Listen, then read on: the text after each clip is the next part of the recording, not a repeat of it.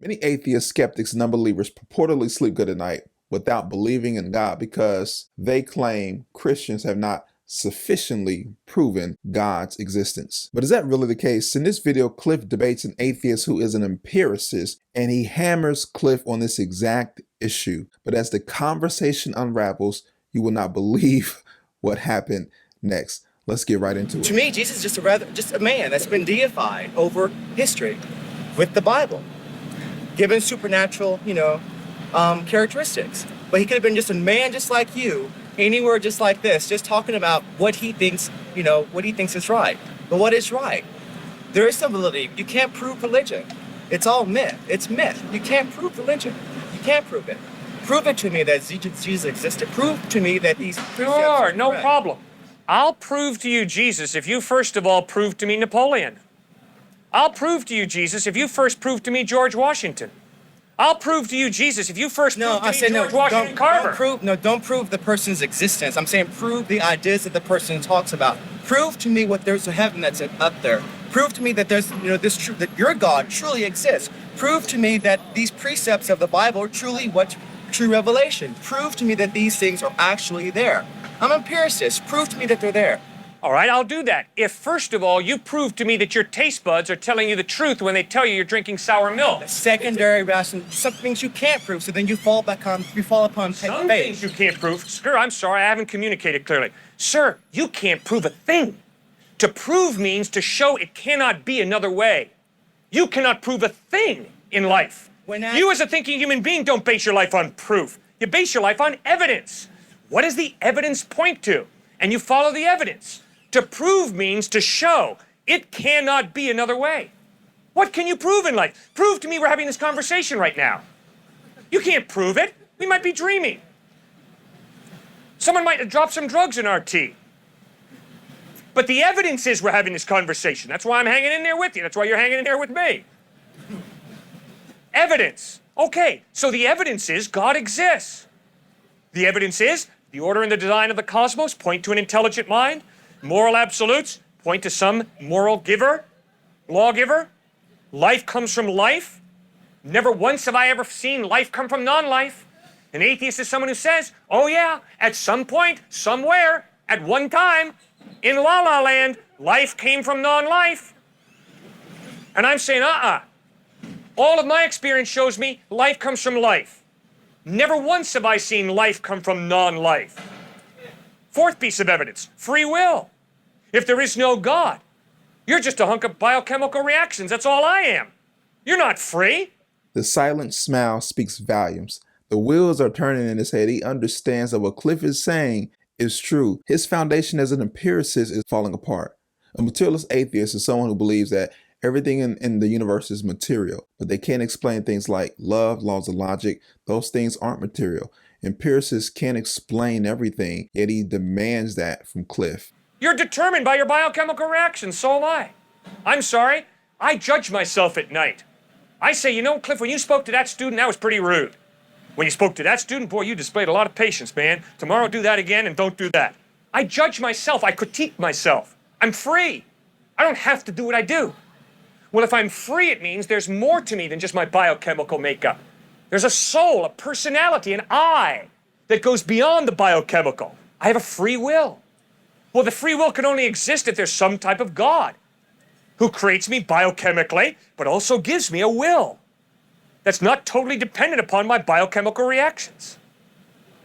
That's why I believe God exists. Now, why do I believe Jesus is reliable? Because the historical evidence of the way he lived, what he taught, how he died, how he rose from the dead, points to his credibility. If you live like Jesus lived, if you teach what he taught, if you died the way he died, loving and forgiving your enemies, and if 3 days later you rise from the dead, sir, I will listen very closely to everything you have to say, because the evidence is you're trustworthy. So that's why I believe in Jesus. Does that make any sense? Slightly, yes, but still, you must admit that a lot of religious beliefs and stuff fall upon the ideas of faith, and that there's some things you can answer. And so that it sort of directs itself towards secondary rationalization. That's all religion is to me. Is that what you can explain by empirical evidence, you go to faith. Sir, if you get a postdoc degree in chemistry, do you know everything there is to know about chemistry? I'm sure you Thank you. Does anybody know everything about any topic? No. Nobody has exhaustive knowledge in any area. And if I have communicated to you in the slightest that I know everything there is about God, I apologize. I have radically miscommunicated. Instead, what I've tried to communicate is I'm a beggar who has found where living bread is in a personal relationship with Jesus Christ. And I've come to tell fellow beggars where they too can find bread. And the best answer I give often is, I do not know. You're right, sir. There are a lot of mysteries about God, a lot of unanswered questions. You bet. I'm glad Cliffe shed light on proof, because what is proof? For an atheist, proof is something they will refuse to believe. Even if Jesus stepped out of the clouds, floated down in front of them, and spoke to them, do you know some of them still wouldn't believe? Jesus tells a story in Luke 16 about a poor beggar and a rich man. The rich man dies, goes to hell. The poor beggar goes to Abraham's bosom, a place of rest, paradise. The rich man tells Lazarus to dip his finger in water to put on his tongue, but there was a chasm fixed between them where he couldn't get over there.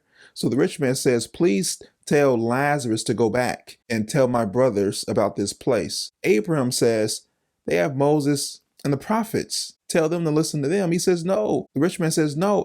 If someone comes back from the dead and tell them, they will be convinced. Abraham says, if they don't listen to the prophets or Moses, neither will they be convinced if someone should rise from the dead. I say all that to say, if all the evidence provided by the Christians, early Christians, church fathers, church leaders, evangelists, apologists, all throughout the years, if that is not enough to convince them, neither will a big miracle convince them. So many people get hung up on proof that they miss the evidence. They can't see the forest from the trees. We know intuitively and observationally that life does not come from non-life. It just never happens.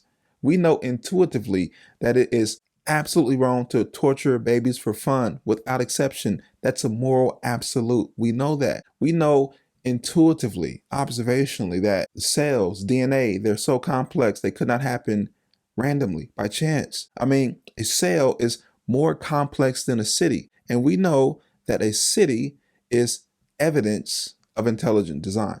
So how much more is a cell evidence for intelligent design? There was literally evidence of God's existence all around us. So no one is with excuse. No one can say they did not know there was a God. Even those who have never heard the Bible cannot say there was no evidence of God's existence. He's laid it out through creation. He's laid it out through the conscience. So by the time we get to the Bible and Jesus Christ, we already have general revelation laid out for us that he exists. I think this is one of Cliffe's best debates because he went directly at the guy's position, but also showed honesty and humility by saying he does not have exhaustive knowledge of the Bible, but no one has exhaustive knowledge of anything. We're all trying to discover and find evidence and see where it leads. The reason why Christians, well, I'll speak for myself, the reason why I am a Christian is because I believe that the evidence shows that Jesus Christ lived, died, and was resurrected from the dead. The evidence demonstrates that, and I am putting my faith in that. If you don't want to put your faith in that, you're ignoring the evidence and you're gambling with your eternity. The evidence speaks for itself. The guy was clearly someone who has some knowledge of the Bible and Christianity, but perhaps his knowledge is being weaponized against him by his own pride. We cannot let our pride make us turn a blind eye to the preponderance of evidence that is provided by Christianity. Cliffe did a phenomenal job. Pray for that guy and make sure you follow the evidence where it leads. It's going to lead to Jesus. If you enjoyed this video and you want more content like this, do me a favor and subscribe to this channel so you can get content every single week. I'll be back next week with another video. This is Pastor Frederick, and everything I do is by the book. Peace.